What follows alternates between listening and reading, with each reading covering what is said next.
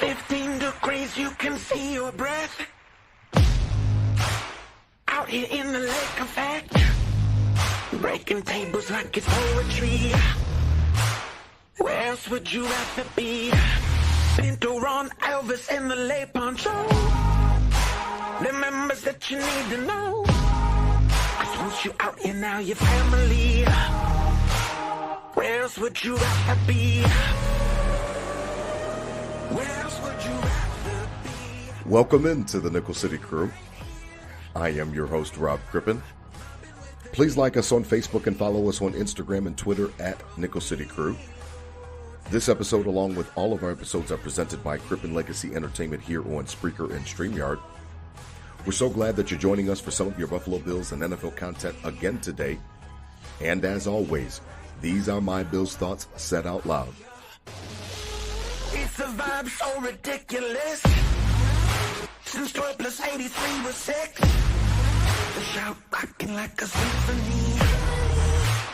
Where else would you rather be? All right, let's get straight to it. I'm so excited for tonight's episode. I've been really it's been honestly just been a whirlwind for me as I was watching the game against the Dolphins. I was joking with Mama Mundy that it just like everything was just flowing right out of me, out of my head. And I had so many thoughts and so many different things that I wanted to get to tonight. And I'm just so appreciative and grateful to have everybody in tonight. Joining me tonight, riding shotgun, as always, my co-host, Adam Dump Truck Rupsick. Check him out on Instagram at Adam Rupsick, RUPCZYK. DT, click clack, we back. Holla at the crew, man. What's up? I mean, you look good with your little championship, little swag. I see you over there at 330 Linden. I see you there. Yeah, let's go, baby. Let's go. What's up, Nickel City Crew? Good show tonight. We got some of our, our favorite guests on with us. Oh, yeah. I'm pumped to get into it. It's postseason, baby. It feels like it outside, and it's each day you can't take for granted now. So survive and advance to the realist. Even though we've been on this grind for a while, survive and advance to the realist. Let's go. Absolutely. I am so excited to have everybody on tonight, and you're absolutely right. We've been in that playoff mode, and I was discussing that with the editor-in-chief at BuffaloFAMBase, the lovely Miss Robyn Mundy. Please check her out on Instagram and Twitter at Robyn Mundy, WYO. That stands for Wyoming. You see her hat, go Pokes. Holla at the crew, Mama Mundy, our mama, the Nickel City Crew's mama. Holla at the crew. What's going on? Oh, I have missed you. I have missed you so much. What a season. Right, I'm listening to the music intro and I hear a vibe so ridiculous. Oh, Richland just hit it. He hit it. He killed it.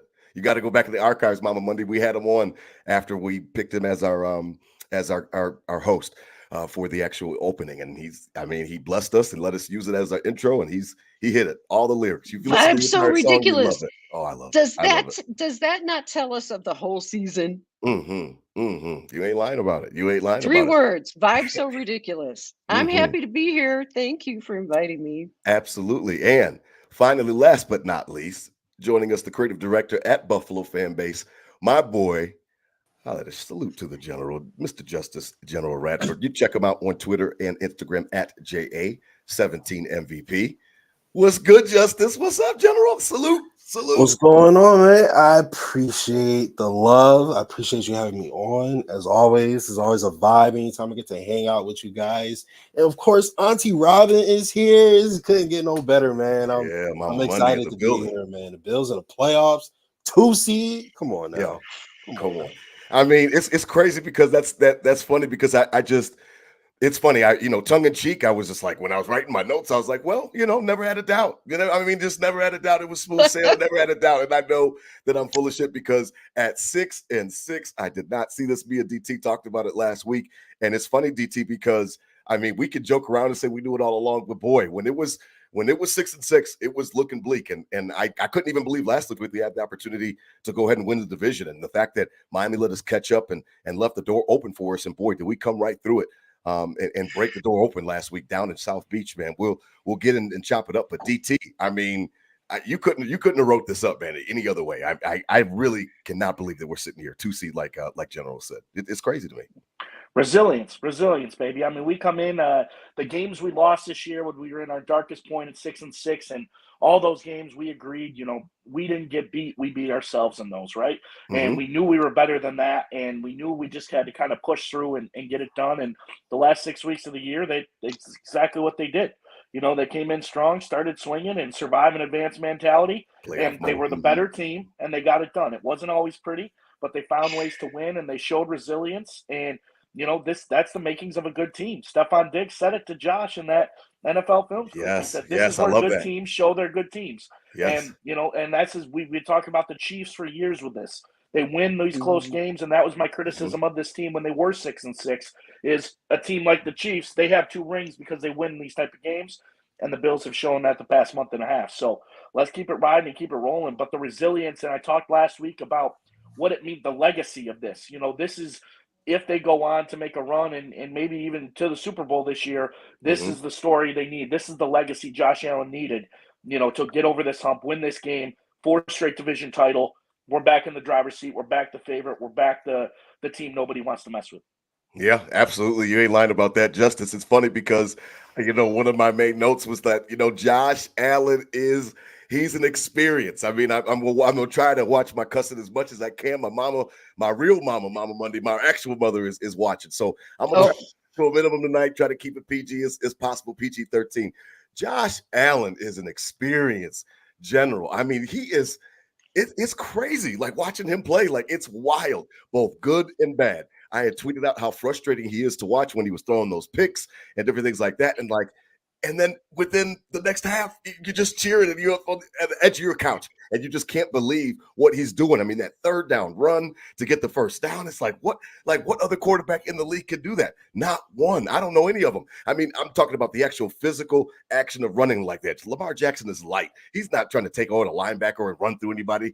This boy, Josh Allen, man, general, he's something else, man. He's ridiculous. Oh yeah, he's absolutely ridiculous. And I actually challenged this whole he had a bad first half narrative thing. Okay. I understand the first interception. Look, you can judge him, you know what I mean? Like you can call it egregious. It was the worst thing in the world. He threw it blindly for sure, but these are professionals. Like he was expecting his wide receiver to do something. Clearly, he expected him to do something that he didn't do. So clearly they weren't on the same page. I don't think Josh Allen, a 6-year pro, just threw it blindly just for the heck of it. You know what I mean? Like, I'm pretty sure there was some logic there, right? So that one didn't go your way. Okay, cool. The second one was a punt. I mean, it was 4th down. Yeah. Like, no, that was not a punt. It was. It's a good thing he caught it. Really, because instead of at the 45, you started at your own 20. Yeah. They were visibly when he ran over to the sideline and was celebrating, like the coaches and stuff kind of got into him for that. Should have batted it down. You should have batted it down. So absolutely right. And then, of course, the flat was open. I get that. People make mistakes, whatever the case may be, but the interception itself was not like, oh my God, you know what I mean? So, and then the fumble. Your rookie offensive guard, who's a stud, by the way, just got beat by an all-pro. Like, that's all. He got beat by an all-pro. The guy's an all-pro for a reason. Christian Wilkins, he forced the fumble. Josh, obviously, you got to be more careful with the ball. But, people weren't frustrated with Josh's turnovers. They were frustrated because we were moving the football so efficiently and we had ample opportunity to score and we weren't coming away with points. Up and down the field. They were like, I'm frustrated because the Bills aren't scoring points even though they're moving the ball like butter. Right? So I need something to allocate this frustration to, a reasoning as to why this is happening. Right? Because if you take them individually, they're not like crazy, horrible turnovers. Like you don't want to see them for sure, but it's not like he's just this airhead who just be doing stuff. You know what I mean? Like that, which is the narrative that is trying to be created about Josh Allen, but he's the best quarterback in the world for a reason. If there was anything that I would say the game, who was that? I think that was the Patriots. He just couldn't. He could not get anything going. Like he was literally missing everything. Right. Yep. One of his worst games. If you want to tell me that was a bad game, I agree with you. But you're not going to tell me he just had 400 Yeah. 400 plus total yards, 2 tutties. And then and then the clutch factor on top of stop talking to me. All right. Look, man. Listen, it's ridiculous. But I love it. narratives are narratives, and people are gonna put I don't know what the hate against Buffalo is. I don't know why the national media hates Buffalo so much, or like why they hate our quarterback, but they really have a grudge against us for whatever we did.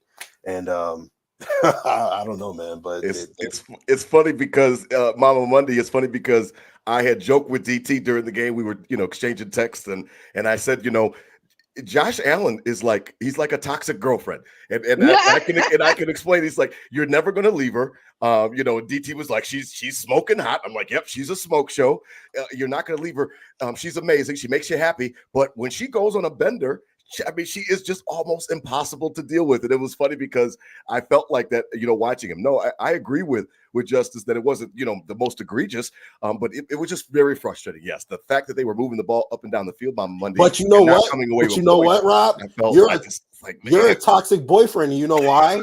You know why? Because you hold things that she did in her past against her today. Mama Mundy, speak to it, because I was trading back and forth with DT during the game, and that was the analogy I came up with. He's like a toxic girlfriend. You're not leaving her, but boy, she drives you crazy. And I have seen this man. That's funny. Now for 9 years. Mm-hmm. Right. Yes. You've got a front row seat. You're right. You've got a front row seat. Every once in a while, I go back and I'll plug into YouTube and look at some of his Wyoming games, in particular, one against Boise State. And you watch that game and you see right then exactly what I saw then is what we see now. The talent jumps off. He has not changed. He is authentic. And whether or not, you can say what you want to about his mistakes and all that sort of thing. And yeah, he could be like a toxic girlfriend, but you're just not going to dump her. No, get out. There's no way you're going to dump her because you're hooked. You are hooked. She's got too many good traits that you love. You're absolutely right. It's funny to look at it that way because I just chuckled when I was talking with DT. I laughed. Now, Mama Mundy, before we go to DT, because I think that there's a chance, and I want everybody's opinion on this, because there's a chance that he plays better when it's more chaotic.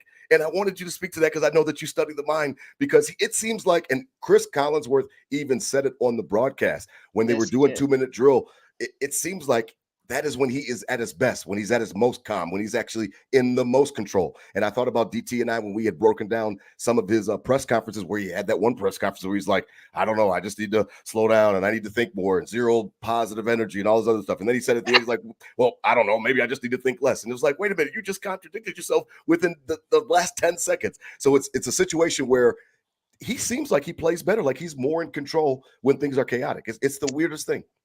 It is a very weird thing. And for any of the listeners that don't know my background, I was a psychotherapist in another lifetime. So I have a different perspective looking at players and the mentality of the game. And you're very right to say that he thrives under pressure. Seems like it. Because he does. And there are certain people whose brains work that way neurologically. And Josh is one of them, where chaos actually creates, now this is going to sound counterintuitive, but it creates calm in his mind. It creates a calmness in his mind because he's not thinking about, what am I going to do? He's in this chaotic situation where he just reacts instinctively. And there's no way that you can take that out of him. I don't care. It's imprinted in his DNA. Okay. And McDermott can cry and whine and yell and do whatever he wants to do with him, but he's not going to change. That is instinctively exactly who he is. And it's when there are people like this. They thrive in chaos, like the toxic girlfriend. If there's no drama going on, then they're not as happy. Good. And they need to feel that juice. Yeah, gotta get that juice, and that's where Josh is. However, The thing that he has to learn how to do a little bit better is we have to work still. He has sugar high Josh moments. He still has the sugar high on occasion, and he needs to rein himself in. And I think he's doing a better job of it, but every once in a while it kind of leaks out. He reverts. Absolutely. He does. But you can't stop loving him. No, you can't. You can't stop loving him. DT, it's funny because McDermott at halftime, that was the one time I've never seen. Number one, it's always coach speak. It's always, oh, we got to get in there. We got to make some adjustments. Got to come out. And it's always the same. It's blah, blah, blah. And it was funny because I saw emotion from him. He had to actually compose himself because he was getting ready to trash Josh. He was a little bit upset, DT, and he was mad with that last play with Josh Allen. Passed the ball to Ty Johnson, keeps the ball in play, and McD just said, quite plainly like that ball's got to be in the end zone or whatever the case may be. And like they caught him, but like he had to compose himself for a second. DT, he was mad. There was no hiding it. Your head coach was mad at that situation. He was not happy how that sequence went down. Well, the Stallion's going to buck sometimes, right, Rob? This is last year against the Dolphins in the regular season at home. The final play of the first half was that pass to James Cook in the back of the end zone. And McDermott, after on the way into the locker room on that one, was like, well, good thing he caught it. Good thing we got the touchdown. Oh, yeah. And that was the same exact thing. So, you're gonna get that. Josh thought he had him, and it was just a yard short. And Ty Johnson, a guy who doesn't have a ton of experience running seam routes down the presser to get into the end zone, which it was textbook targeting, by the way. That's why he's in concussion protocol. Took the knock directly to the helmet, but they're not going to call him in that situation. No. I understand that. What do you want the defender to do? So, but exactly. So you're gonna get the Stallion to buck a little, and the same exact thing happened last time they played Miami and Buffalo. Last year, and they ended up scoring, so it was all good. So you're going to give a little give and take. Going off of what Robyn was saying about the kind of controlled chaos, I agree. I mean, you watch that play when the interception with Gabe Davis, like they got to figure that shit out. This has been too many times this year where they did that in Philly. Yeah, and multiple times where Gabe Davis looks like he's running a half-ass route, not looking for the ball, and the ball's coming and it gets picked. It's happened all year. They got to figure that out in the film. And that's one thing. But the deep ball to Diggs where he missed him. He had awesome protection there. Yeah. He was in the pocket clean, and all he had to do was step up and make the throw. And he kind of easy one. Yeah, he thought about it a little too much and overthrew it. Now the second throw, deep ball to Diggs, he's got three guys pressure him in his face. He throws it off his back foot with a hand in his chest. That is crazy. I see Justus laughing. That is crazy. Puts it on the classic. That's what Robyn's talking about, though. That's what Mama Mundy is talking about. Exactly. Yeah. The exact definition of almost he needs to be under that pressure to make a good throw, and within reason. I mean, I want him to be protected. I want him to stay upright, with everything. But I just when she was talking about it, it kind of made me think about those. I noticed that in the game, man, he had a clean pocket and he still couldn't make that throw. Can he not just throw the deep ball? And then a couple quarters later, he's got three guys in his face off his back foot and puts one, on the money over right the in the bucket. Right into the bucket. So, that's kind of the Stallion buck sometimes, and McDermott has the right to be upset with him when we're in the beginning of the year losing games because of it. Now it's kind of turning that way. So I'm not upset with McDermott being upset with it. But you got to this isn't changing. This is stuff we're going to be seeing, and the chances he takes, and when they connect, it's the best play in the world. When they don't, there's question on it. So that it's half full, half empty mentality. But that's something I noticed that when he's got pressure, it's easy. When he doesn't have pressure, it almost looks like he double clutches. Do you agree, General? I mean, I know that you are. I mean, look at your handle at JA17. You are one of his most staunchest defenders. I mean, but do we have any credence on that? It seems like he thrives in chaos. I don't know. It's a 30,000-foot view, but I really think that it's spot on. I wouldn't call myself a defender. I would call myself a Josh Allen truther. Yes. Really, okay. Honestly. Okay. I don't want to misrepresent you. No. I just because I don't feel like I defend him. I feel like I give. You just point out the obvious. It's like there is a narrative being pushed about him, every single week. You know what I mean? And so I'm just literally like pointing out how stupid people are. That's all I'm doing. Like, you know what I mean? So, but as far as being thriving in chaos, I mean, he's the Joker. He's an agent of chaos, but it's only because he was bred in it. He had to be. He was born in it, right? You come into a team in 2017 that is coming off of their first playoff appearance in 17 years. Right. They have no structure on the offensive side of the ball at the very least. They had good defense, right? No structure on the offensive side of the ball. You had LaShawn McCoy, and that was it. Yep. They have wide receivers. They have a tight end. They have an offensive line. They have a fullback. It was him and LaShawn. Yeah. And it was just like, bare bones. It was Josh, LaShawn, and vibes, right? So he had to. He grew up in it. You're absolutely right. Yeah, he matured in whatever he could do in order to make it work, right? So then in the second season, you take away LaShawn and you give him Frank Gore for whatever reason. Still don't understand that one.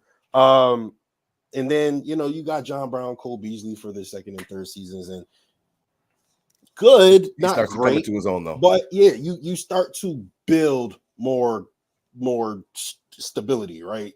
Blah blah blah blah blah blah blah blah. And then you get Stephon Diggs in 2020. Now you're building more stability, blah blah blah, right? And then you get Stephon Diggs in that 2021 season. I feel like is where they were stable, right? Is where they had their first glimpse of stability. And I believe that was the 13 seconds game. Offense did everything they needed to do to win that game, right? I was mad at Dayball for those 3 run plays in a row he called. I think it was the second or third quarter or whatever, which was a valuable possession, and he kind of gave it away. But as far as the offense and Josh Allen was concerned, there was plenty of stability there, and he thrived in that as well.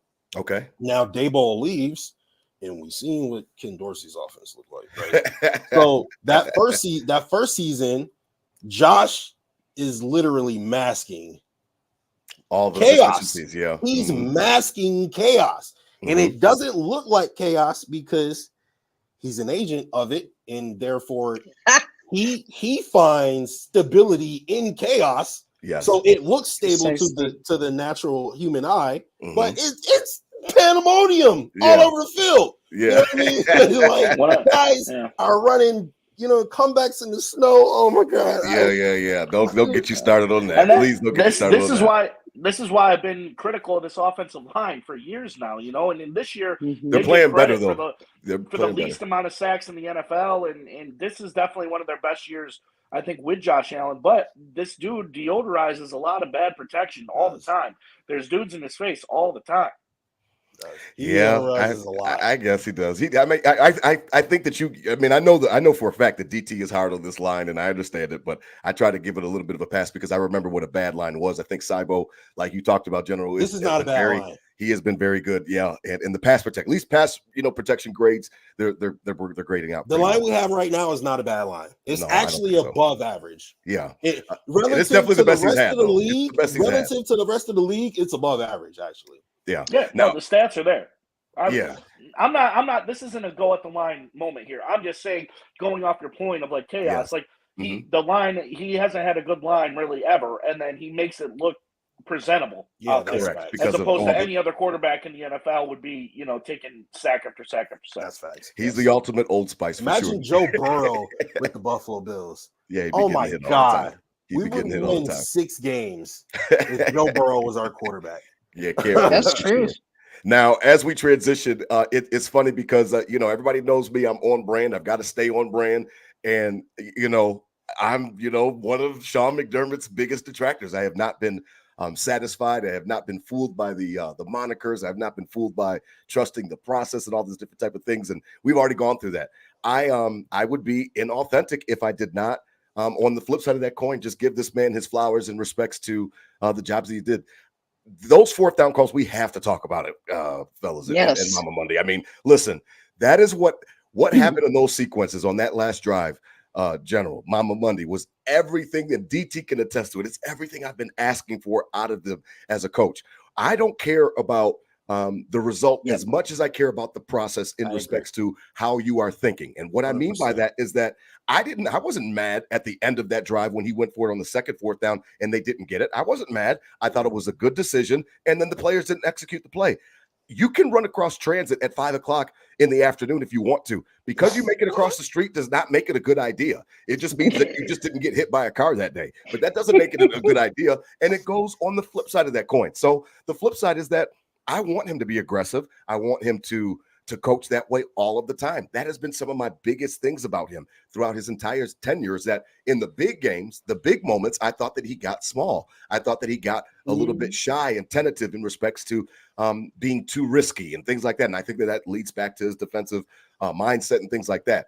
Mama Mundy, DT knows I'm not lying. I mean, this man went for it when the chips were down. Now, maybe a cynic could say, well, they knew they were going to the playoffs and this and that. No, that team was out there to go get that number 2 seed, just like Miami was. And that was a big, big drive. And he goes for 4th down on his own 34. I mean, if I would be inauthentic if I did not at least give this man a round of applause and give him his flowers, because that's what I've been wanting from him. Exude confidence into your team from every game, whether it's week 1, week 18, wild card, divisional, Super Bowl. I want you to coach like that all of the time. He did on Sunday night, Mama Mundy. I can't take it away from him. He did. He did. And I have a thought about that in terms of what may have led him to look within himself more, do more self-scouting. The article that came out about him by Ty Dunn, you know that article cut to his core. Oh, yeah. You had to know, had to know when you were watching him respond to that, you had to know that this was felt deeply by him. He viewed it as an attack on his character. He said it. He said totally did. He said it. He meant what he said. And I think part of that process, though, when something like that happens, most people who are self-aware will look at themselves and say, okay, this is an opportunity for growth. This man's trying to take my ass down, my butt down. Yeah. And no, you're good. I don't know if my mom's still listening. Okay. Speak freely. Sorry, Mom. But she's used honestly, to it. this guy's trying to take me down. And I got to look at myself in the mirror, and maybe this is an opportunity for me to grow. Interesting. What you ask of your players all the time. Growth mindset. That's what I used to always get mad about. Are you learning? Exactly. Are you learning? Exactly. Are you learning? What can you learn from this? Because we all know, or at least we should, those of us that try to become better people as we go along in life, we learn from our tragedies. We learn from the challenges. When somebody puts our back up against a wall, we don't just blame everybody else. We look in the mirror. We take a good hard look and say, okay, how can I be better? What is it that this dude said that I need to pay attention to, that I can gain something from? Right. And I believe that was part of it, was being more of a risk taker, because that was big criticism of him all the way along. You know, that just like you said, in the big moments, he got small. Yes. And this moment, he did not get small, and he was rewarded for it. Yes. And I think that all of this is coming together in McDermott's mind and helping him propel himself past his own fears. Okay. I like that. I would so much rather have a coach that is willing to learn from his mistakes and somebody than that's say, stubborn. okay, let's just fire him and bring in a whole new crew. Right. No. Okay. Look at, let's look, we'll talk about it later, but let's look at Mike Tomlin. Yeah. He's been a very successful coach his entire career. One of the most. And that's in part because he had an ownership group, the Rooneys, that supported him. They're not going to fire this dude. Okay. He's having a bad year. We're going to give you whatever you need to do to make it better. And his bad years, he still wasn't under 500. It's crazy. That's what's so amazing about him. That's what's so amazing about him. But again, you look at McDermott and this opportunity that he had when his butt was dragged across the mud. And I have to give him credit too, because it takes somebody with a lot of character and willingness to go in and look at yourself and say, okay, this is what I need to do to be better. I need to be better. I like that. I like that's that. That's what I got. That's a great correlation, DT. You know, we had talked about it a bunch of times. So, you know, speak to it, because, you know, I've been on his ass like since forever. I mean, and what's the main criticism been on that from both of us? It's been really from everyone. It's been almost, you know, don't be too stubborn. Don't be too much of a, you know, of a hard nose and hard ass to not, you know, see change and see it. So maybe he isn't self-aware, but in this case, if you put a mirror up in front of him, he wasn't afraid to look. Right. And that's exactly what, you know, this is kind of, I don't know if it's direct correlation or not, but the vibe you're talking about and the vibe we're getting to is, you know, not taking risks to not do something wrong and, you know, not be blamed like, oh, you did that and now we lost. Like you need to, you know, it's changed to we're better than you. We're doing this because we're closing out the game, you know, and that was the right call in that situation to go for it on fourth down in your territory, in their territory. If we can close this out, we run the clock out, we win the division, we're better than you. So we're going to make this run. So it's not so much of, you know, taking the risk and like, oh, I don't know if we should, I don't know if we shouldn't. It's taking the risk to show like, all right, we're the better team. Let's go out and get it. That's what the good teams do. That's what the good quarterbacks do. And, you know, and it was good to see in this game when it was kind of on the line and it didn't come as easy and they had to go earn it. He looked in the mirror, wasn't afraid to look. All right, we're better than this team. Let's go get it. We got 1-7 under there. Let's get it done. And, you know, they didn't eventually. They closed it out on defense. That's the transit road point. That, you know, the flip side of transit road is that, you know what I mean? It doesn't matter what happened at the end. It's the fact of the process. How are you thinking? How are you operating? So I'm with you. Exactly. And that might be the key. You know, he might have not been self-aware and he might have not think he was doing anything wrong. He's the head of this. He knows he has to be tough and hard-nosed and stubborn. But when someone put that mirror up, he wasn't afraid to look, and, you know, we're division champs. Yeah, absolutely. Now, as we transition, I mean, both of you guys have hit it on the head. As we transition, you know, it's funny, General, because I mean, he took over the D, you know, and I loved Leslie Frazier, and DT knows that. I did. I enjoyed his defenses. They were always top 5. I thought that he was a great professional. I think he got a raw deal, you know, because I know that he wants to be a head coach again, and he really did get an opportunity. I know the Rooney Rule and all that other stuff with the interviews, but I don't think he's going to become a head coach again at his age. And I enjoyed his time here. However, I laughed and I scoffed at this whole narrative, and I heard it from Joe Marino, and I heard it from a lot of people in the offseason that McDermott's more aggressive, and they talked to Ron Rivera, and he's aggressive. He's an aggressive coordinator. That's his nature, and And I'm just like, I don't buy it. I have to again say, you know, that I was wrong about McDermott. General, his defense is much, much different than Leslie Frazier's, and it is definitely more aggressive. It's more multiple.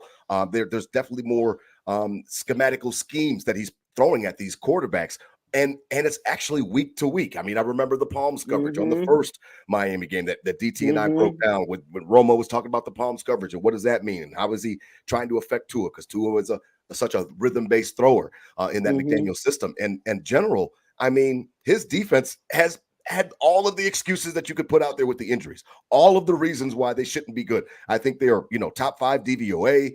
They're 12th or something like that. They're, you know, top 5 in points allowed.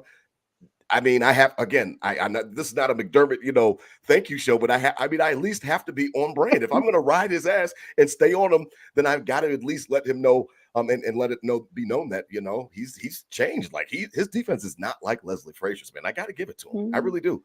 Well, I agree with you. Definitely more exotic, definitely more blitzing. There's just different things going on each week, and I've enjoyed it. That, to be honest, he's had every excuse with the injuries not to have a good defense, and he's got a great one. What do you think, General?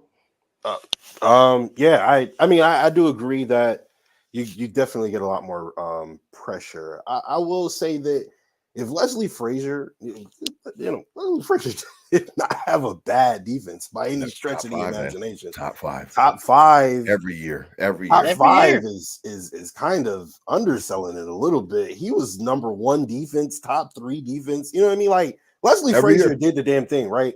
Yeah. I will say that if Leslie Different approach. Frazier had this particular defensive line, it would have looked a lot different. Okay. Mhm. In a we positive know- way or That's fair. negative? We know that positive. way. Okay. We know that Oh, Leslie okay. Frazier liked to get home with 4.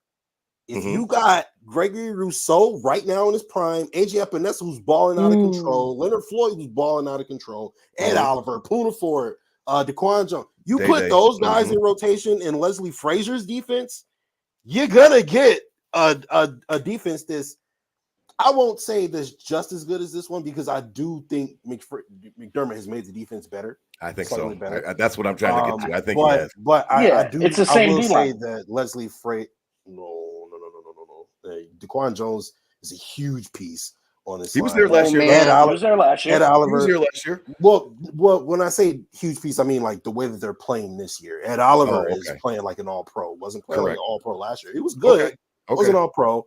DeQuan Jones, previous to his injury, was literally playing like an All-Pro, and that's not an exaggeration. And he did Sunday night too. He blew everything up. But keep going. So that's what I mean. Leonard Floyd had almost 10 sacks this year. AJ Epinesa, like these guys have been playing really, really, really good this year. And I think if they were to play that way under Legend, which I mean, I guess you could argue that McDermott brought the best out of them. So I guess that's something for McDermott. But just to touch on his head coaching real quick. Okay. I really love what was said about him needing to have that growth mindset himself, right? Because Sean McDermott, if I have a bad team and I need that team to become a good team, there is not another coach in NFL history I want over Sean McDermott. Ooh. He is great. He is great at being good.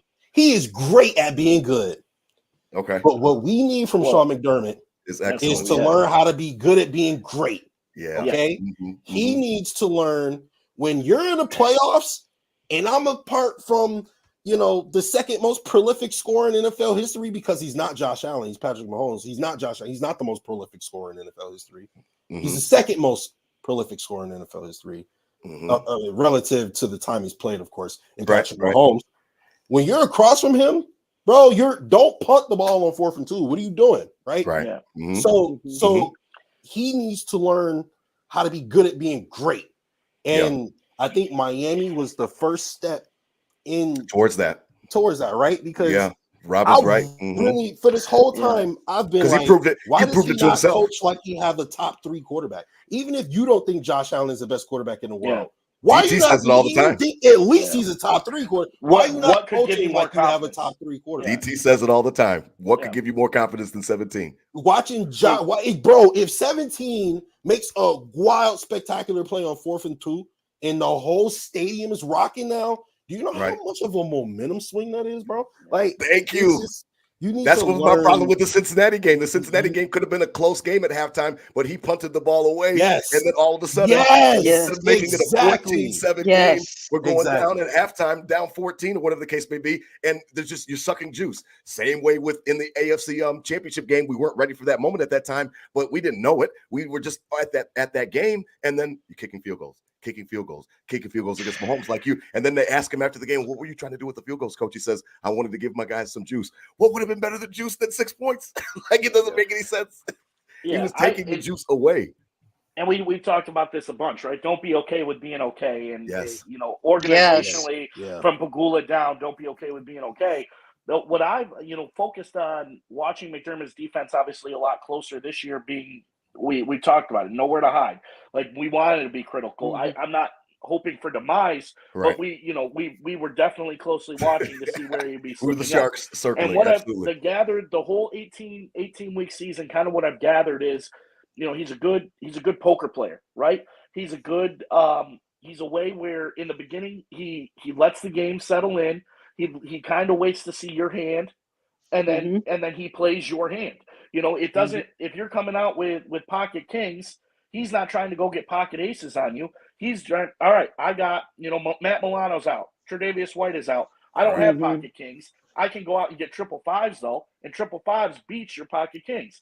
And Right. you know, let me settle in, show you your hand, and then we make adjustments and clamp down. And that seems to be when they are in Mhm. control of games. That's the game script, and that's what's worked best. You know, for these big wins down the stretch, especially, that's kind of how it's been. In this first quarter, it was like, oh, here we go, another back and forth. It's going to be a shootout again, just like that week 4 game at home in Buffalo when it was back forth, then you kind of make the adjustments, clamp it down. The adjustment on that misdirection run we've been talking about with Big Ben this week was, you know, incredible to do, and teams They were can't ripping do this that, up you first know. half. They were ripping this up. And the way they're all right, we don't have another ace to combat this ace. Like, this is the fastest back in the league doing this. We don't have an ace to combat this, so we need, you know, to have triple sixes over here to beat them on the river. And that's, you know, and that's kind of what I've taken in this 18-week season of he lets it settle in, sees the other player's hand, and then comes back with what we can beat them with, not try to match it, just what we can beat them with. Oh, I like it. It sounds like DT's been playing some time in the casino. That was a great analogy. If I understood some time poker, in the I would casino. probably appreciate that more. Shout out to Nickel City Crew. We've got some listeners in here following along with us, and we love it, man. Shout out to Josh Kluhl. Again, my first lieutenant. I'm the mayor of Section 104. He is my first lieutenant. I mean, he's the top chief assistant there at Section 104. So shout out to him. Shout out to Nova Grove. And then absolutely shout out to Mama. My mom, Simplicity. Yeah, she's still in. She's listening. She's hanging in. She's hanging tough. So I appreciate it. Shout out. Mr. Lasagna says AFC East champs. That's a 4-peat. I mean, that's a 4-peat. So I like it a lot. Now, as we transition, this is probably the part that I really wanted to get into before we talk about the Steelers real quickly. But I mean, as it's all going to wrap into it, you know, Bills again, 1:00 on Sunday will play the Steelers wild card. They call it Super Wild Card Weekend now. It's really going to be interesting. I'm starting just to get this feeling. It's in my gut, and I don't know what. I mean, obviously, I'm Bills Mafia. I'm a fanatic, yada yada. Season ticket holder since 2009, so I'm obviously already rabid. Doesn't take me much to get me there. However, I pride myself on being a realist. I swear you, everybody. I mean, General, Mama Mundy, DT already knows. I swear this could be like our best shot if you take a look at the landscape. I bet, you know, you guys know I listen to WGR all the time, and they've been talking about it as well. But this landscape, if you take a look before the playoffs start, I really like our shot. I really do.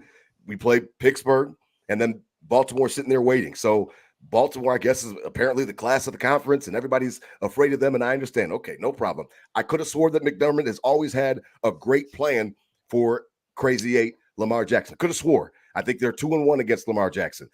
Now, I don't know, you know, and I know General's getting ready to chip in, and maybe you guys can correct me, but beat Pittsburgh, then you host Kansas City, most likely, because Kansas City should take care of Miami. Miami's just ravaged by injuries right now, and I think it's going to be like -10 degrees or something crazy like that in Missouri on Saturday night. So I have no idea how they're going to mitigate that. Yeah, I don't know how they're going to mitigate that. And then even if Miami somehow pulls off the upset and goes and takes care of business, then we're hosting Cleveland or Houston. And I understand, you know, CJ Stroud, great quarterback, and he seems to be up and coming and stuff like that. And Joe Flacco's got a great story, and 9 years between playoff starts and yada yada yada. But if you're telling me right now that it's all the chips are on Baltimore, and I'm supposed to be afraid of them, I just look at the landscape and I just feel like a trip to Baltimore is just I mean, call me crazy. What have I always said, DT? I don't care about the Super Bowl. Get to the bowl. I will let the chips fall. I'll go to the barbershop, General, and if they want to make jokes, they make jokes now. So, boy, I love losing Super Bowls. That's the joke, right? And in the 0-4, no problem. What do I always combat everybody with? It'll never be done again. You can't disrespect the 90s Bills. That's the reason I'm the fan that I am now, because I was born with them. I grew up with them. So you can't ever disrespect me on that. So what? The worst is that they go to 0-5? So that's what I have to deal with. I will let the chips fall on Super Bowl Sunday. I just want to represent the conference in the Super Bowl. I really think we got a good shot, y'all. Speak to it, DT. I think we got a shot. We'll go around the table. Since we were 6-6, we're sitting in this restaurant like, damn, this is going to be an expensive dinner. This is going to be an expensive ass dinner. Like, thinking about the things you're going to have to cut out next week. You got it a little over your head. You got that nice bottle of wine. This is going to be expensive. Then the bill comes, and it's like, what are we at Applebee's here? We got half off apps. We sneak into the 2 seed and have one of the easiest roads. Kind of all just we were so focused on, just getting in and oh my gosh, what would happen if we missed? What a waste that would be. Then to automatically in and then having the best route other than having that 1 seed. And, it's storybook all the way around. The Steelers coming in here as 10-point underdogs, granted, tough team. We'll get into that in a second. But then, you have a chance in the next game to flip that storybook of the Kansas City Chiefs and Pat Mahomes taking his first ever away he playoff finally game, gets on a plane. and finally that, get on the plane, General. Mama Mundy gets on a of plane. making it happen. And, and me, yelling outside of the Hilton on Saturday night or whatever else I got to do, Banging to get that script going. Or you have a rookie quarterback and you have a rookie quarterback who plays in a dome with all his weapons kind of hurt, or Joe Flacco, who, we'll leave it at that. So the script is there. It couldn't be more favorable other than being the 1 seed, obviously. Right. But we never even were thinking about sniffing 1 seed ever. Even in the first part of after the first loss, it was like, we'll see. Right. And then 6-6 for sure weren't thinking about it. And now we have one of the best, storybooks you could kind of play out. So, thinking it was going to be expensive, it turned out to be, cheaper than we thought, and we got to take advantage. Mama Mundy will go around the table on this playoff preview. I mean, am I crazy? I mean, I know the Justus got some things he wants to say, but I look around and I just like, man, I don't know. I mean, I respect Baltimore. Lamar Jackson, your league MVP for the 2023 season. He should be.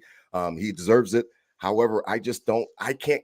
I'm a little bit worried about him because their defense is ferocious. However, I just trust Josh Allen, and I don't know. I mean, I think we stack up. Like, I don't. If that is the only thing I'm supposed to be scared of, I don't know. This looks pretty good, Mama Mundy. It looks pretty good. It's looking brighter when you went from 11 to 2. That was like gave me a case of vertigo. But here's the deal. You're right. The pathway is there. Sure. Everything is in front of them. Mm-hmm. Mm-hmm. Everything, all the stars in the sky are aligning for them to be able to do whatever they want to do, and they can beat on any given Sunday, whatever. They could beat any team in this league. I'm not afraid of the Ravens. No, I'm not even afraid of the San Francisco 49ers. Oh, and I know I'm not afraid. Don't put the cart before the horse. I just want to get to the Super Bowl. I want to get there. We can break that down later. But I think in the conference, it looks good, General. I mean, it looks good. General, talk to me. You're the one that gave me the confidence to not really respect Baltimore as much as I was. I was giving them too much respect. And you had to check me on the last time that you were on the show a couple episodes ago. Talk to them. Talk to the crew. What's up? Does this not look like this looks just as good as it did for Kansas City, right? I mean, 13 seconds, we were right there. And what was the scenario? The scenario was coming back home. If we take care of 13 seconds, we come back home and we host the Bengals. We didn't know what the Bengals were at that point in time. That was Joe Burrow's first time in a playoff run. I mean, every Bills fan wants to tell you that we would have gone to the Super Bowl. And then obviously the loss last year, some of us have kind of retreated on that take. But look around the conference, man. What's up? This is a good field. Yeah, I mean, I even when we were 6-6, I thought that we had a chance at the 1 seed. I'm gonna be real with you, man. Playoffs, man. And I understand that. The reason I never really gave up is just because, like, you see what this team is capable of. Mm-hmm. And they're right. Mm-hmm. And you see the only way they can lose is if they beat themselves. It's like they're so much better than everybody else. They literally have to shoot themselves in the foot in order to lose games. Mm-hmm. And it's like you look at the losses. You lose 2 divisional games to bums, right? The Patriots and the Jets, bums. Right. You should never lose those games. Right. You should never lose to the Broncos, right? No, that's 3. No. You should not have lost to the Eagles. You really should have won that game. That's 4. Who were the other 2? We lost to Jacksonville in London. Oh, yeah, we did. We shouldn't have lost that game, but that one is understandable. And then there was another one. Oh, the Jets. Oh, no, that was one of them. Anyway, my point is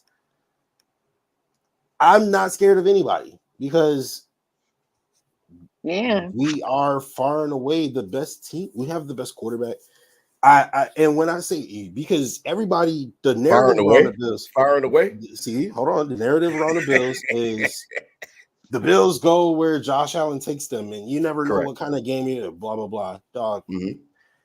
As much as we're gonna talk about Kansas City's defense and Baltimore's defense and San Francisco, our defense is it. Like our defense is legit. Great.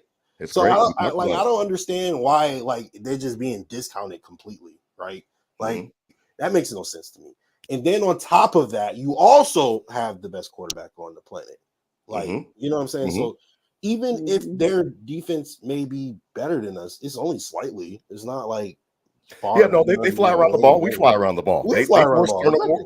We forced the third most turnovers in the league this year. So we win here this week, and then of course, you know, we'll have Miami coming back to us, and we'll beat them again, right? No, Miami would go. Miami, if they win, they'll go to play Baltimore. If they pull off that upset, if Kansas City wins, they'll face us because the highest seed will face the lowest seed. So that's why I said if Miami pulls off the upset or whatever the case may be, then they'll go and they'll play the Ravens, and we would get, you know, Cleveland or Houston. Oh, so okay. If everything goes according to form, like we think, and Kansas City wins in the cold, then Patrick Mahomes will have to get his pretty ass on a plane for the first time in the postseason. And that is what that's not gonna happen though, because they're not gonna win that game. The Dolphins are gonna win. You know how many injuries they have? Okay, we can talk about that another time. No problem. They got tons of injuries. Rob, I'm telling you something. All right, I'm telling you something. Okay, watch what I say. Watch what I say. Okay. So all right, so then we got Cleveland coming to us. Cleveland or Houston. Yep. And I don't think Miami could beat Baltimore. So then, of course, we'll have to go go slap around Baltimore in Maryland. You know what I mean? Ain't no problem. You know what I mean? So, I'm with Auntie Robyn. Every time you're more confident than I am. I'm with Auntie Robyn. More confidence out the water. Hey, bring me Purdy. Bring me Purdy. I don't even want to go that far. Hey, bring me Purdy. All right, bring me Shanahan. If the Bills that's who I want. Super Bowl, I will be DT. I will be like, or even bring me Prescott again, so he could get walked all over again. Oh, right? Man, I'm not even thinking that far, man. I swear, if the Bills make the Super Bowl, DT knows this about me, man. I will just be overjoyed just to be there. Not if they lose, you gonna cry. I'm gonna cry. No, I'm talking about I want the experience again. I was 5, 6, 7, and 8 for the Super Bowl run. I want to wake up on Super Bowl Sunday as an adult. I was minus 3, 4, 5. Okay, so I want my first experience too. If they lose, I'm gonna cry. Yeah, I mean, of course we'll all be hurt if we go to 0-5 in the Super Bowl and lose. Like, of course we'd all be hurt, but I just want the opportunity to wake up that morning and know that my team is one of the last 2 remaining, that this is it. At 6:30, there's going to be a game, the biggest game of the year, and there's going to be a halftime show, and whoever's the halftime show, and I think it's Usher this year. I just want to wake up and know that we are playing in the biggest game and that we earned it, and I haven't been able to have that feeling since I was a kid. I got to challenge that, Rob, because you know what I think? I think it's just like if you got your first million, right? You're going to be like, oh, man, this million is great. I'm super comfortable. Oh, but he got 2 million. Oh, no, not with the Bills. Not with the Bills. DT knows I'm not lying. DT, I'm on brand, man. I just want to get if the Bills make the Super Bowl, you good. I'll let the chips fall, man. You either win it or you lose it. There's no time. Listen, I'm not saying I won't be appreciative of a Super Bowl berth, but I want them to win that, John, man. Of course, I want them to win it, but I'm not going to do though. I won't stress myself out about it. I won't be leading up to it talking about, man, if we lose and this and that. I'll be so happy. Mess. Oh my God. Work to do. Work to do. Listen to you, DT. DT, it's funny because I look at the Steelers team as we begin to wrap up here a little bit tonight, and I appreciate everybody that's been listening in and your guys, obviously, your time tonight for all of you. The Steelers, how can they beat us? We'll go around on that one because I don't there's been something that's been on my chest that I want to get off my chest, and I want Mama Mundy to talk about it as well because she says that it's getting ready to be minus 30 pretty soon out there in Wyoming, and she's got to get ready to get bundled up, make sure the propane tank is full with her and her husband out there, and it's crazy because I don't understand, and I want this. You guys can all kick this around. I don't understand, and I'm still struggling with it because I hear Bills Mafia talk about it all the time in a glorifying way. I don't understand why we embrace this crappy weather so much in respects to the football team. I'm not talking about being from I'm from Western New York. I grew up in it, and I would never move back. I love Charlotte. I love the softer winters and the warmer winters. I would never move back, but I miss my Bills and the food and my family. However, it seems like Western New Yorkers embrace it in a way that they think that it's an advantage for us when they often forget that the weather, when it's 30-mile-an-hour gust or 25-mile-an-hour gust, like it's predicted to be on Sunday, it is an equalizer. I tweeted it out today. It's an equalizer for the crappy teams. So if I'm the Steelers and I have pristine conditions and the Bills played in the dome, and I know that ship sailed, we're not getting a dome, and that we're going to have a canopy, and they say the canopy is going to be 65% covered, no problem. So that should be great whenever the new stadium comes. That does not help us Sunday. These gusts and these kind of conditions does not help the team. We have a fast team. And we have a quarterback that can sling it. Yes, just because Josh Allen can throw the ball through a country mile does not mean that I want him to have to go through blistering wind. It doesn't make any sense to me. That New England Patriots game that they call that the hurricane game or whatever, when Bill Belichick beats us, they threw 3 times. Mac Jones threw 3 times. We should have not lost the game, but we did lose. You know why we lost the game? Was because the weather made it even. The two teams were not equal, and the weather brought the Patriots closer to us. It seems to be some mystifying glorification that Bills Mafia, this is Buffalo, and this is hard for them, and they always harken back to Marv Levy, and when it's too hard for them, it's just right for us. I understand it, and it sounds cute. However, if we looked at it practically, again, I'm a practical Bills fan.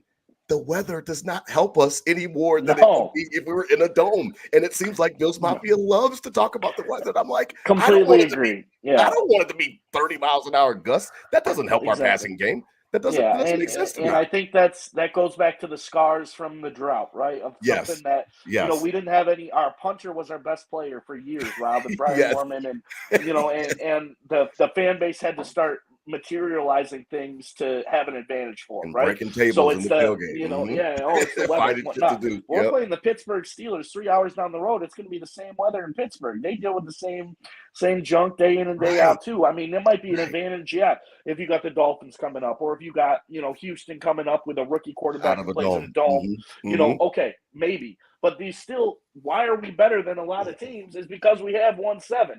Yes. If 1-7 can't do what he does best, then it takes that advantage away to some. It does. So thank you. I completely agree. It gets on my nerves.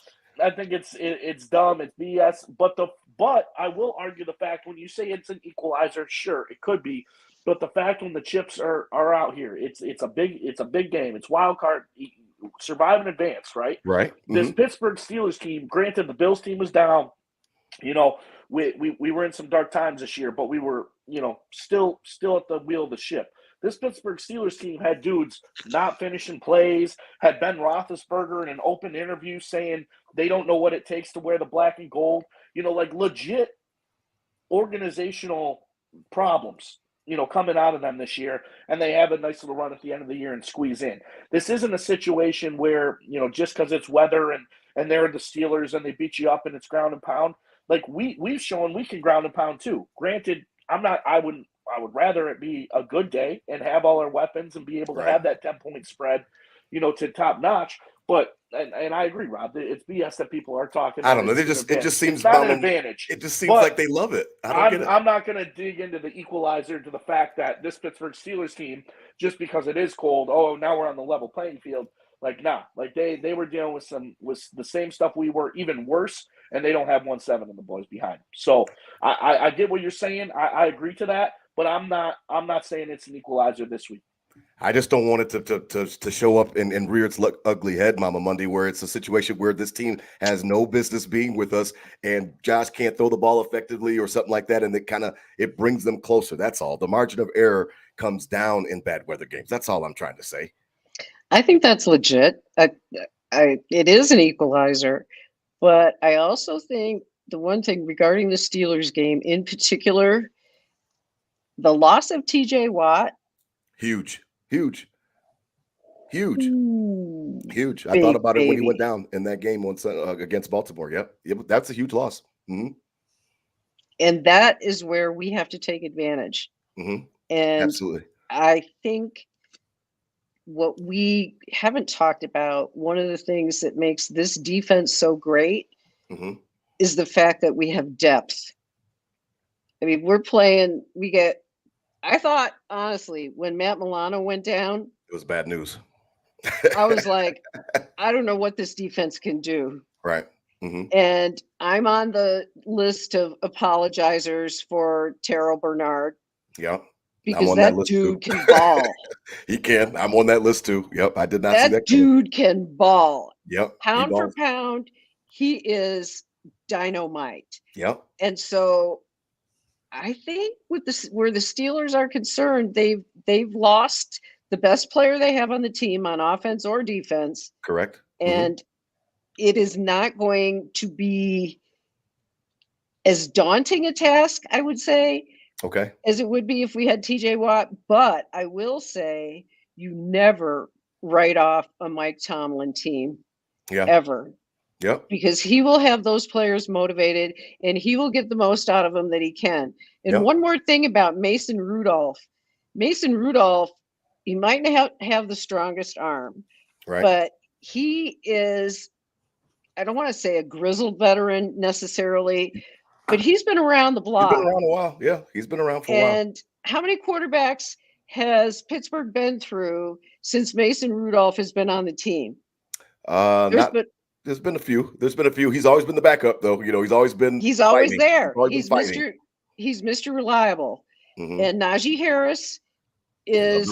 They love to run. I'm sure they're going to run it a ton of times Sunday. And they play hard because they're in a division where they have to play hard all the time. Yeah. So I think it's a mistake to kind of just look at the Steelers and go, oh, well, they just sort of back their way in. No problem. I don't fear them in the sense that I might fear a different team. Okay. But I definitely respect them. I respect their game and I respect their head coach. Oh yeah, I've got a ton of respect for Mike Tomlin. Yeah. General, what do you think? How can they beat us? I mean, I'm being honest. I'm not trying to dismiss them like Robyn had said, like Mama Mundy said, but I mean, I just don't. Other than the weather, I don't know. You know, I remember driving up 650 miles for the opener 2 years ago, and Pittsburgh beats us, and I was so mad driving back. I was so mad because I'm like, that team is not better than us. I just drove all this way, and they lost the game, and it's a block punt and this and that. I guess I would think that it's got to be special teams, weather, something silly. I don't know how they beat us, General. Well, the Pittsburgh Steelers cannot beat the Buffalo Bills. That's just the fact of the matter. All right. Okay. I'm taking it. I'm writing it down. I mean, writing it in ink. Unfortunately, what can happen is the Buffalo Bills can lose to the Pittsburgh Steelers. Okay. All right. The Pittsburgh Steelers are not capable of defeating, like literally going out there and saying, yo, we're better than you. I don't care if they're not capable of that. Okay. Right? Okay. But 30-mile-per-hour winds, as you said in the chat. The last time a crappy team came to our stadium in high winds, we lost, you know. Of course, now this time we have a much more sustainable run game, a much more like certified run game. I think that James Cook is one of the best backs in the world or in the league. Ball security. I heard somebody on Twitter say ball security. Man, I mean, that's important. Man, you don't get do-overs. It's just like this offense is filled with uber talented players who just pick the most inopportune times to do stupid stuff. Man, yeah, that touchdown was a dime. That was a dot. Man, between Josh Allen, early Dawson Knox, James Cook, and Gabe Davis, uber talented, and just picked the worst times in the world to just fold. It is wild. But like I said, it would have to be like Josh throws like 3 interceptions. The wind is like crazy, like you know. And I really don't think that'll happen, especially to playoff Josh Allen. Josh Allen doesn't play the way that people thinks that regular season Josh Allen plays. He's in who will be our best running back? Who will be our best running back Sunday? He may be the best running back in the league. I mean, if we're being honest, like maybe Lamar might be a little better, but you look at, like I said, it'll just take the Bills just be focused. If the Bills just go out there and say, let's not turn the ball over, catch the ball, go to the ground without the ball leaving your hands, and we win this game. If the Bills don't turn the ball over, or don't commit like a ridiculous amount of stupid penalties, we'll win this game easily, really. I mean, they don't have TJ Watt. They can't do any because our defense is better than their defense. Correct. And they, they're Mason Rudolph. And just to touch real quick on the stadium thing, I don't get it. I don't understand that. Oh yeah, no. Like you take I know the ship has sailed. A ship sailed. I know that. And you take a look at every team in the AFC North: the Ravens, Browns, Bengals, Steelers. They all have, employed a mindset of defense crazy tough and run game crazy tough. Right. And then the Bills is just lollygagging like, hey, we got the best quarterback in the world. Okay, yeah, we got the best quarterback in the world, but no, the wind is our advantage. Like, I don't understand that thought process. That doesn't make sense. I mean, that's why I wanted the dome, and the dome is gone. So that ship has sailed. So maybe the canopy will help out. I don't know how that really helps. I hope so. I hope so. I just don't. I think that we fantasize about it, and when I say we, Bills Mafia, we fantasize about it being some type of advantage, and I think sometimes we forget that it's the same for us.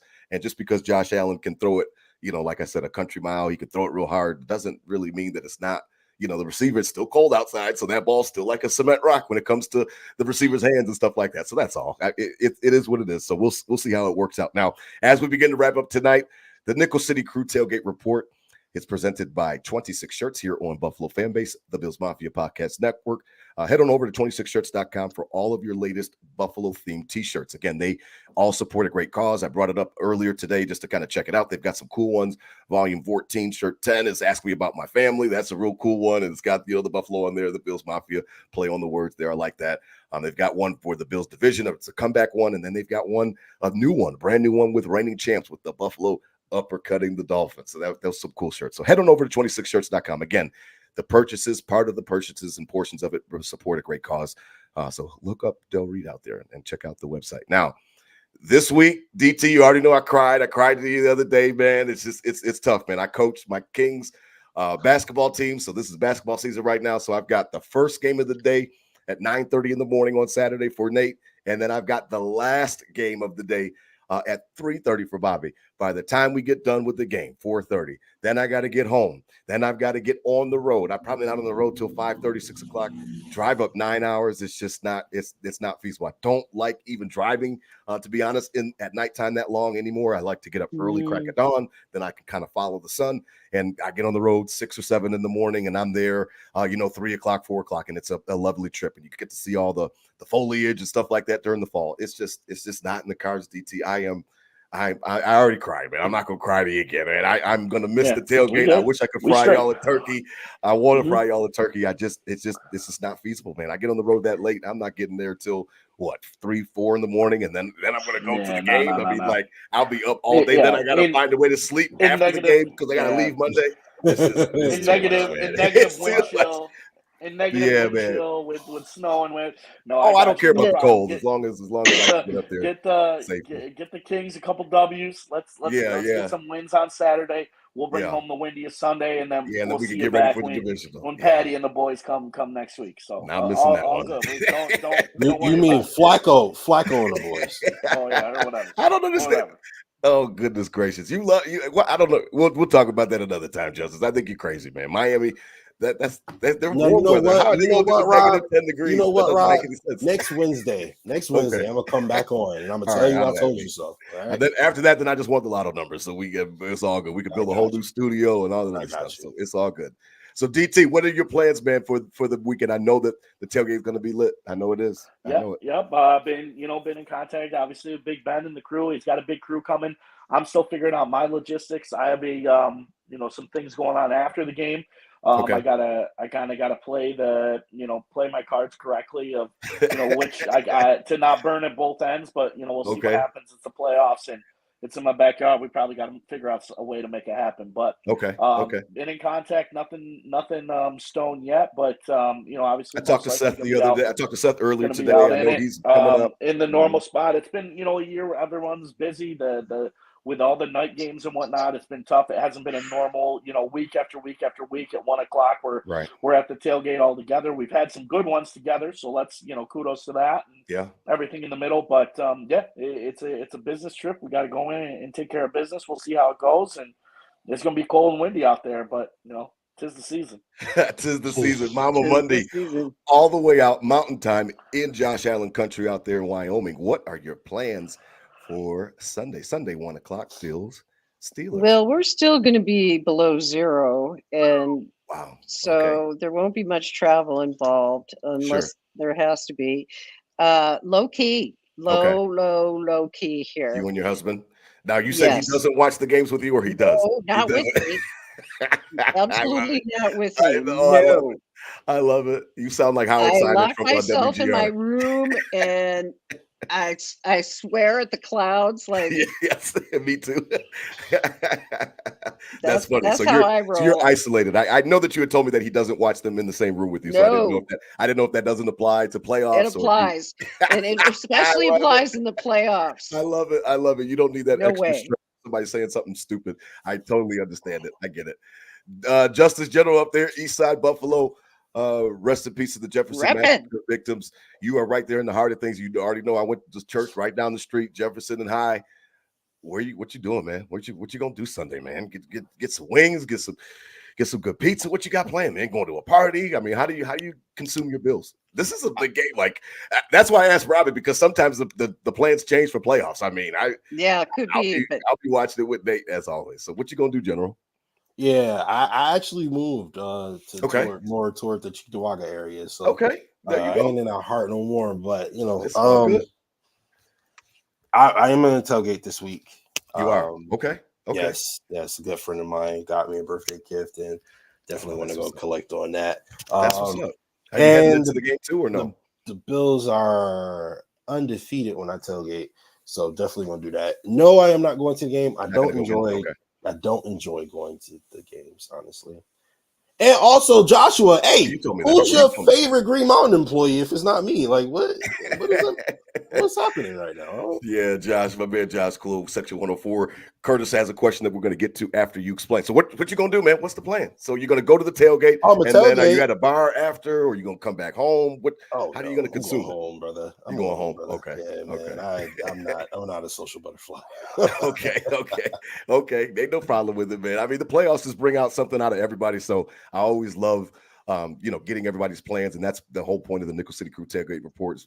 It really started with me and DT, letting everybody know about our all of our fun that we're having at the tailgates, and then it's kind of morphed into something more where we want to know where everybody's going to watch it. So that's what's up.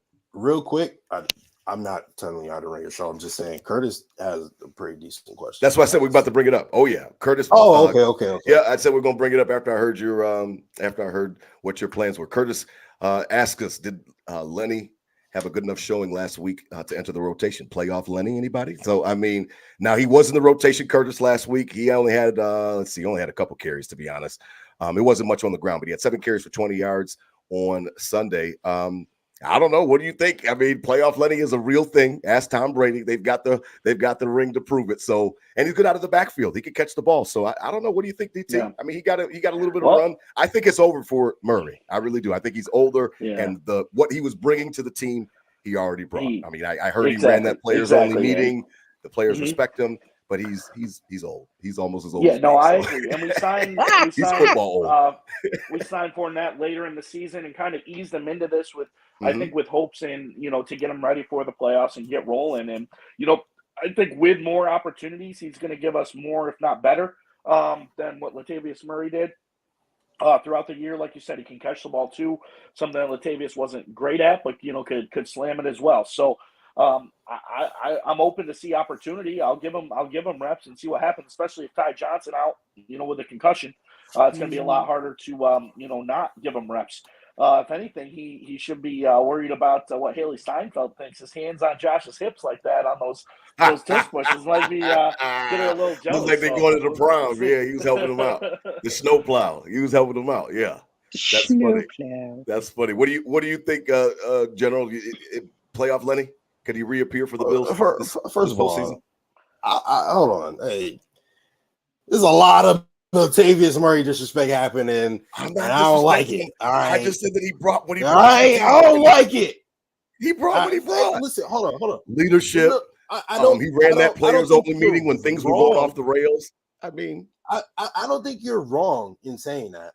Like, but I don't think that like he just can't bring anything else. I think that Latavius Murray was damn good for us. He averaged almost 4 yards a carry.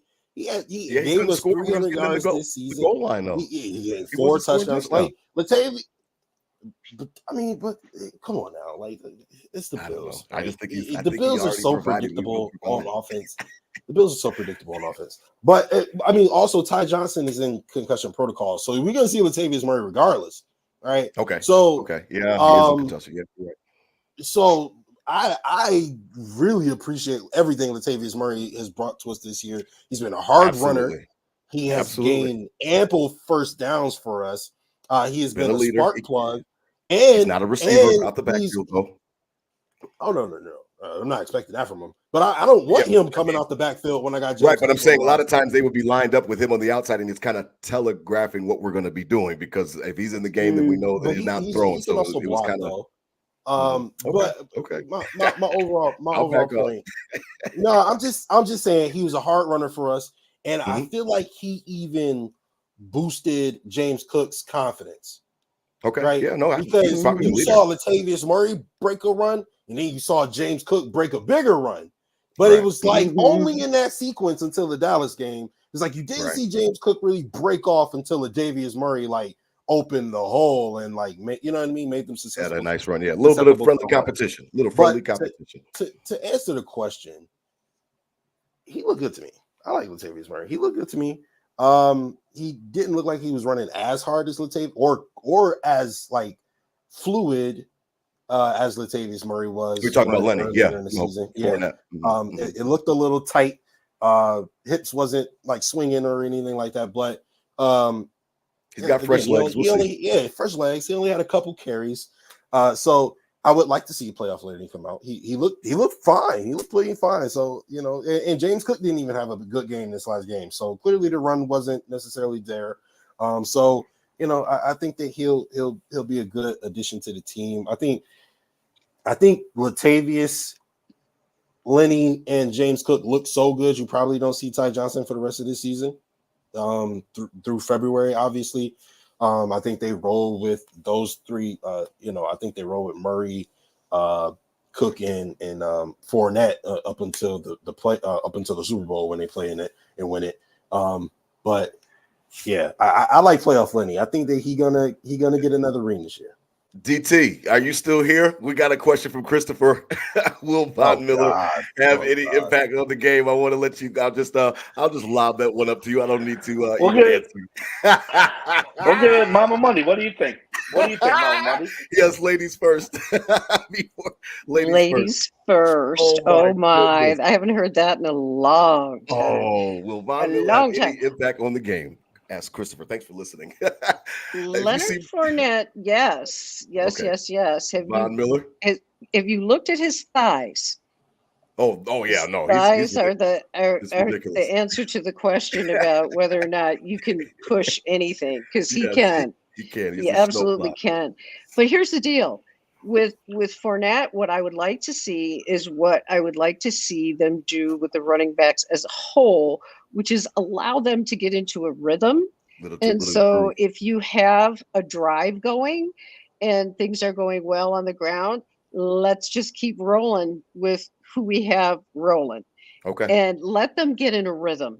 Okay. Because I think that's the biggest thing. In Fournette, he gets stuck in and boom, he didn't have enough time to get warmed up.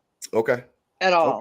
Okay. So I think that it's unfair to these guys, and that's what was happening earlier in the season with Dorsey and Cook, in my opinion. Yeah, he'd have Cook in there, he'd pull him out, and he would never get a chance to be getting into a rhythm. And that's what Joe Brady saw, right? Mm-hmm. I think when he came on board, he saw he switched it up. Okay, we need to feed this guy the ball and see what he can do. Because Dorsey never fed him the ball. No, you're right about that. The same thing. What are your thoughts on Von Miller? Christopher wants to know. Well, I'll just go first. Will he have any impact on the game? Probably not. And I don't know that he may even be inactive. It's No, possible. they won't do that for the playoffs. They won't do that for the playoffs. But I'm sorry, Mama Money. I can't stop laughing because me and DT have already talked about this, and you've heard it on other episodes. I don't. DT, man, take it, man. I don't know what to say anymore, man. I don't know what to say she's anymore. right. She's right. Probably not. I mean, unless it's gamemanship, Oh goodness, of he ain't why doing shit. of like just pretending to play until the playoffs and then he's going to turn it on. I don't see a solution. And I think that's what it was, Mama Monday. I was starting to ask DT, was there something wrong with him? Because I watched him as a whole specific game. I think it was the Patriots game, DT, or something like that. I watched him like specifically, and it was like I saw him like stopping on pass rushes, and I'm just like, wait a minute, now you are not. He just moves his feet and his hands real fast. Yes, and that's it. Stop money on a rush, and it was something where I think it was, you said DT, it was like Rousseau like outran what was something like that, like Rousseau outran him chasing a running back or something across the entire field. And Von Miller was already close, so I don't mean to laugh at Christopher or you, Mama Monday, but I don't have any faith to see. Give those reps to AJ. Epinesa. Yeah. He's True. playing every year.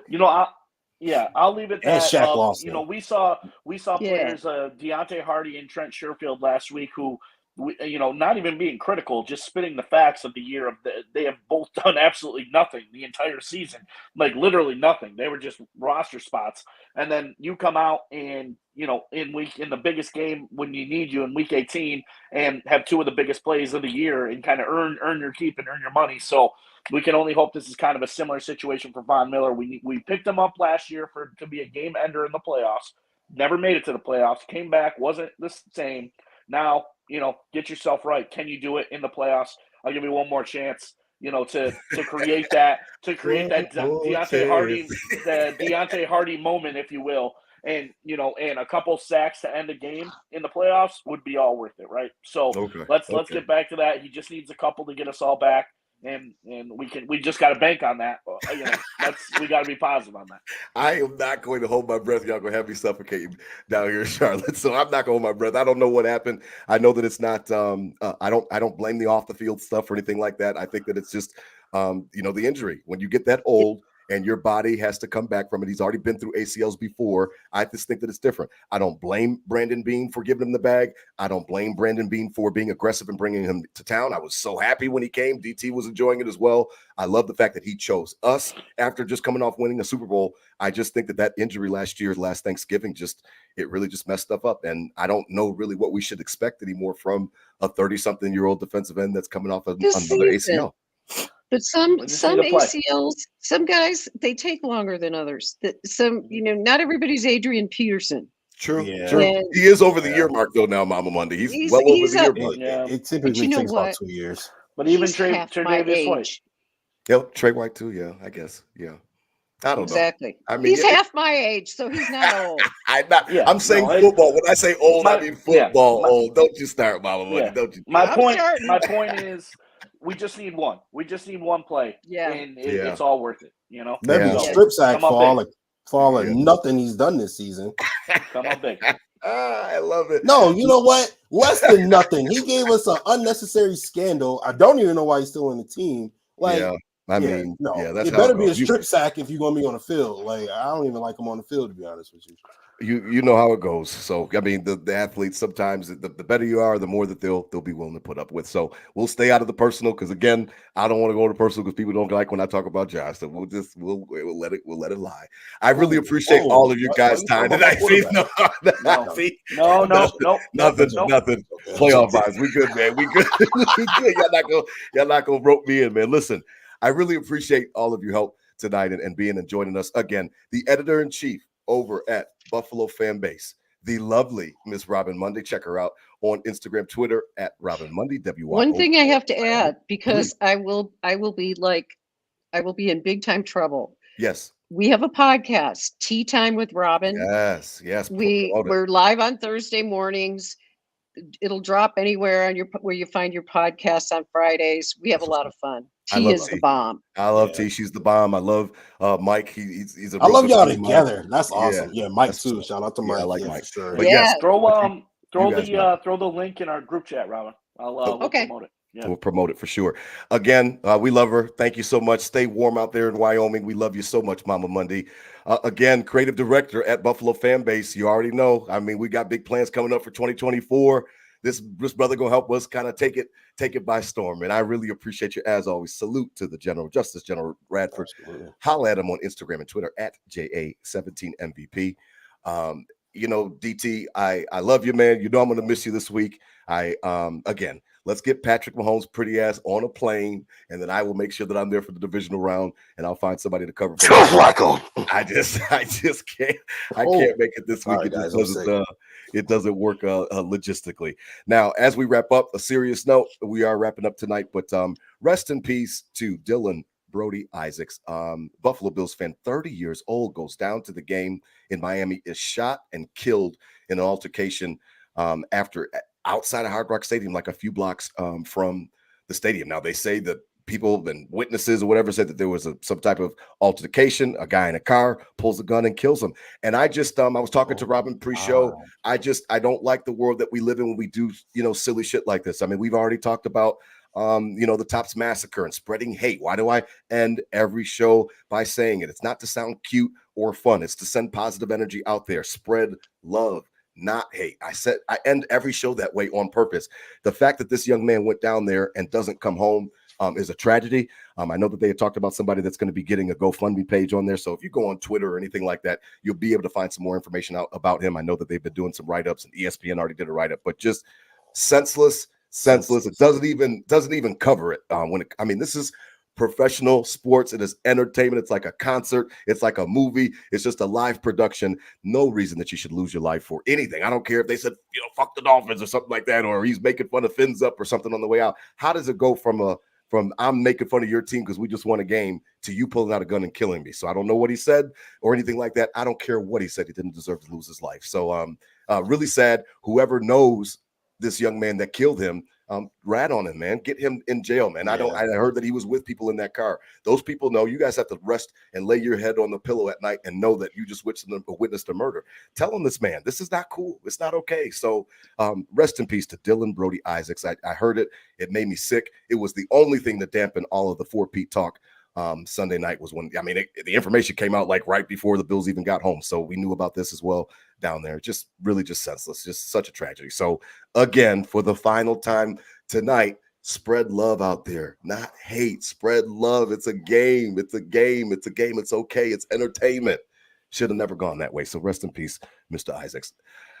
Hit them with the Go Bills, man. This has been a lot of fun tonight. I enjoyed y'all, man. Love Hit it with the guys Go so Bills, much. DT. Hit it with a Go Bills. Go Bills. Hit Go him, Bills. Justus. Thanks Go for Bills. Go Bills. Guys, go Go Bills. Bills. Divisional round. 1-0, right, DT? 1-0? 1-0. I love it.